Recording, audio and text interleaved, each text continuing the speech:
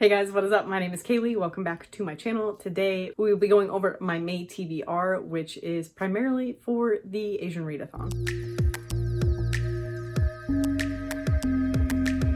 So I participated in the Asian Readathon last year as well and spent the whole month reading my backlog of Asian written books or that featured Asian characters. Because I am on a book buying ban, as well as, which I'm not adhering that well to, as well as my library, obviously I can only get what's available on ebooks. I do have 5 books that are specifically for this readathon that I intend to get to. And if anything else works out, I will absolutely try and add to the TBR list in terms of books that would work for the Asian Readathon. And my intention is to read all of these first so that if I do get through them before the month is over, which I highly anticipate, I've been reading a lot lately, I will have the readathon prompts completed, etc. I will vlog for them, all of that. But let's get into the prompts and what I've chosen for them. So the first prompt, Cindy and Allie are hosting this and they have like a group book and a watch along with the group book. The intention this year is to make it very accessible, very easy because of the restrictions we all have in getting books right now. So the first one is to read a book by an Asian author, and I didn't pick a book specifically for it because all of these books are written by Asian or Asian American authors. So all of the books that I'm going to talk about fit this prompt. Prompt 2 is to read a book that is either written by an Asian author or features an Asian character that you can relate to. And at first I thought I'd have like a really hard time with this, but I went kind of easy on myself and I picked 2 books that are by authors that are Asian American because I am not fully American. It's really stretching it, but I'm Canadian American. So yes, I'm still very white, but I'm not fully American. You know what I mean? So I'm counting it. And also the first book, the author lives in Charlotte, North Carolina, and I lived just outside of Charlotte, North Carolina for like 2 years of my life, so that I also relate to. And that is The Beautiful by Readathon. If you watched one of my vlogs recently, you'll see that I didn't even realize that it would fit, and then did my research, and she is Korean American. This is a YA fantasy romance. It's about vampires, but the feedback I've heard on it is wishy-washy. Some people really loved it and some people said there wasn't enough vampire and absolutely hated it. So I'm really interested to see. I'm trying to get through all my own TBR, obviously, especially my book of the month picks so that I can like review them on book of the month. This will work for that prompt. But the next book I picked for that prompt is The Downstairs Girl by Stacey Lee. I will be buddy reading this with Lacey over at Lacey DeBell. I'll be reading it, I believe, the second week in May, so I'm really looking forward to it. It should be a relatively quick read.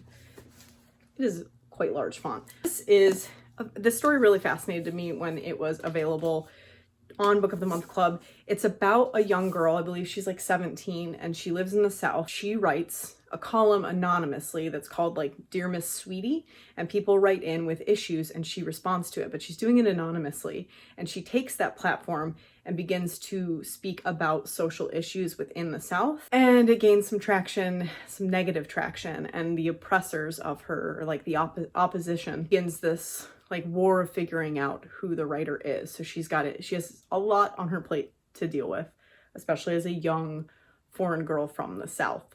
So I'm really fascinated. I like what I read about the author. She's a 4th generation Chinese American, and she is, well, I want to get it right. She's a founding member of a group called We Need Diverse Books.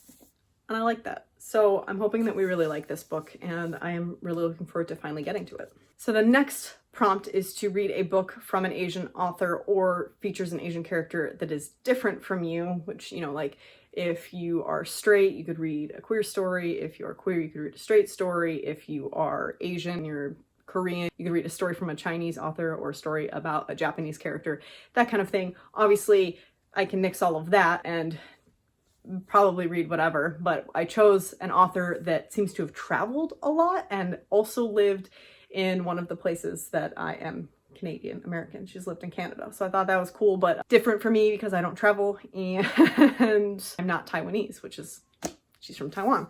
It is The Library of Legends by Janie Chang. This is a historical fantasy. It happens in the 1937 Japan, and there's bombings, and you're following this one character where her and her classmates have to evacuate, and some of them are put in charge of these really old, like 500-year-old, like tomes and myths they have to transport from one place to their destination. And she's trying to find her mom, I believe in Shanghai. Yeah, in Shanghai. And along the way, in transporting these myths and really important documents, they awaken like spirits and what words do they use specifically? Yeah, they awaken immortals and guardian spirits that the character, I assume, has to interact with and deal with, that changes the whole fate of the country in doing so. I picked this on a whim. One, the cover is beautiful, and two, I read the one-page excerpt that Book of the Month allows you to read, and I was already invested in that one page. So this is one of the books, actually I'm really fascinated by all of these, but I would say that this is my top 2 for books that I anticipate really loving. Prompt 4 is to read a book that is recommended by an Asian, and I ordered this book specifically because Monica Kim, who I will have linked down below, tweeted about it like a couple months ago, and I instantly, like, I read the synopsis and instantly wanted to pre-order it, and I like hung out on it because of everything that's happening. And then I was like, you know what, I'm just gonna go for it. And it literally showed up at my doorstep like 15 minutes ago. And that is If I Had Your Face by Frances Shaw. This is an Owned by Voices story by a Korean writer about 4 Korean women who live in modern day Seoul, and they all live in the same apartment building. And they're all dealing with the expectations of women in society today, like the beauty standards and like the way they're supposed to present themselves. I read some reviews before I like made the plunge, and the only negative review I saw said that this is basically a character-driven story, and that's why I ended up buying it. So I ended up buying it off of a negative review because if you know me and my taste, you know that character-driven stories are kind of my thing. So I really, really anticipate loving this. I think it'll be the first book I end up starting come May. I'll let you guys know about it. But yeah, this is because Monica Kim tweeted about it because she wanted to support Korean Owned Voices authors as a Korean. And I instantly, based on the cover alone, was fascinated. So now I own it. And last but not least, the group buddy read. You obviously don't have to partake in if you cannot get access to the book. Like, I put it on hold at my library, and I'm like something like, I don't know, 70th in line for it because there is the show adaptation on Hulu now, and that is Little Fires Everywhere by Celeste Ng. This obviously is making a huge comeback due to the fact that Hulu picked it up and made a show with some very, very prominent actresses, Reese Witherspoon and Kerry Washington. This is a story about a well-off white woman and her family, and then the involvement their family has with this new-to-town woman who is a person of color and a single mother and an artist. And the white woman, Elena, thinks that there's something fishy about this new woman, Mia, and she starts like getting her nose in business where it doesn't belong, and things happen from there. I did watch the first 2 episodes of the show, and then I wanted to stop to read the book instead. So I'm gonna do that. So I think that this, as well as If I Had Your Face, will be the first 2 books that I read in the month. So stay tuned to find out what I think about them, and then I'll be watching the show later in the month once this is done as well, because I have nothing else to watch right now. I finished my K-drama and a lot of my shows are done for the season, so I really only watch Brooklyn Nine-Nine and Superstore. So that's it for my TBR. The Asian Readathon goes all month. These will fulfill my prompts.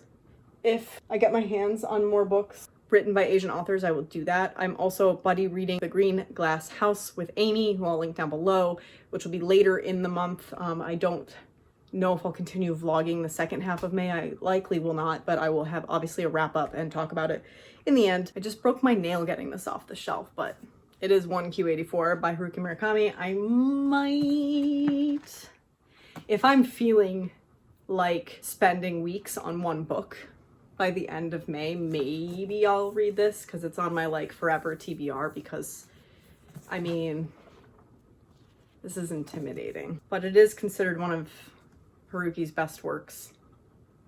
So we'll see. You'll have to stay tuned.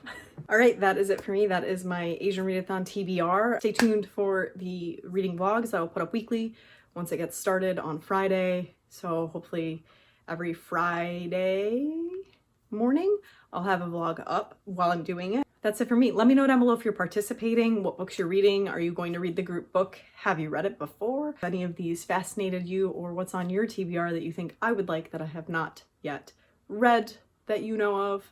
I'd be interested, because I would like to add more to my TBR. I did read solely Asian represented books last May, but I'm in that kind of rut right now. So let me know down below. I hope you guys are doing well and that, you know, you're hanging in there. Thinking of you all. Thank you for being here. Love you all. Have a good day. Like if you like this video, subscribe if you are new here and would like to see more content from me. I post all my social media links down below. You can find me on Twitter, Instagram, and Goodreads. I'll see you in the next one, guys. Bye.